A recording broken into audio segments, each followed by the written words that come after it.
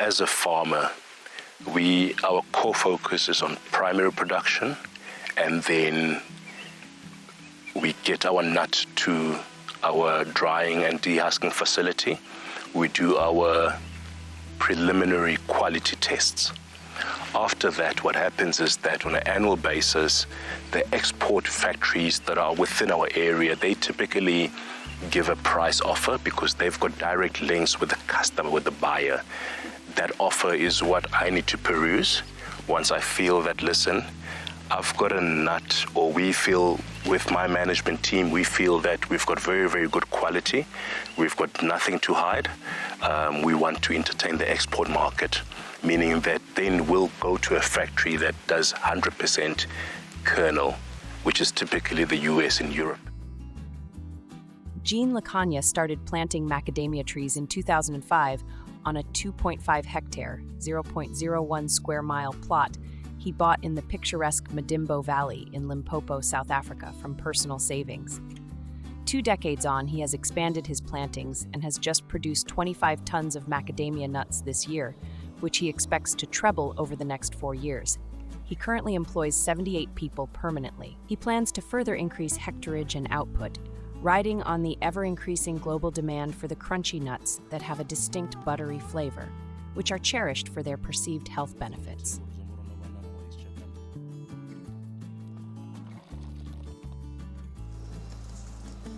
I'd always find myself, or we'd always want to find ourselves trading in low tariff markets, meaning that, it's money back into the farmers' pockets.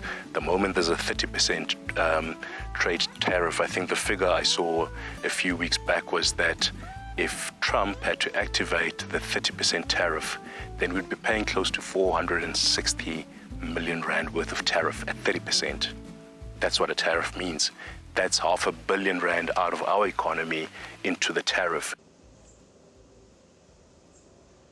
South Africa is the world's top producer of Macadamia nuts, and the US is its largest market for shelled nuts, while most of the African countries' unshelled macadamias go to China.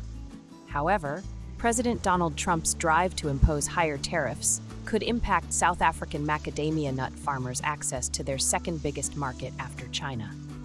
It's a non-starter to probably think that a decision through America will hinder my plans. I feel that there's so much more we can do internationally or explore other markets. I mean, India has got 1.5 billion people that are also looking for macadamia. So there's always an alternative plan, but I trust that specifically with the US, I think that will be a matter that will be dealt with.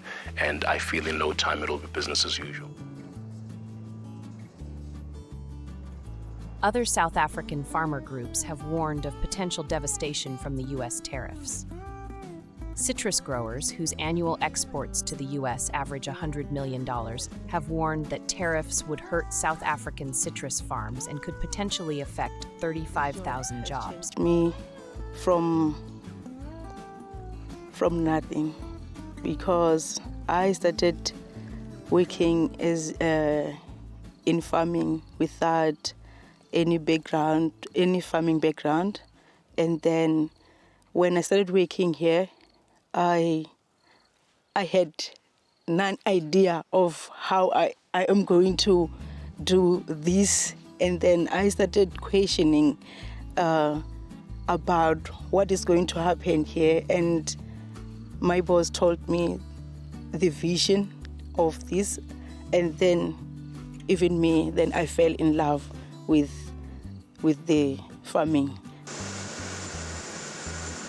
Although the 31% reciprocal tariff on South Africa announced by Trump on April 2nd, along with dozens other countries, have been paused, Likhanya says he and his fellow macadamia nut farmers are already looking elsewhere for alternative markets. It's very important for us, because if it hasn't for that, everyone will have been not working now. That will be a problem to the community. Likhanya, a board member of Macadamia South Africa, the main industry body for growers, said these are conversations taking place within the broader South African macadamia industry.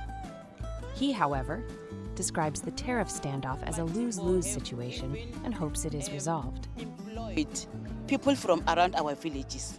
They are working there. And the kids, the parents who are working there, their kids are this side. So they came with something. They've eaten something because of the employment from Madimbo.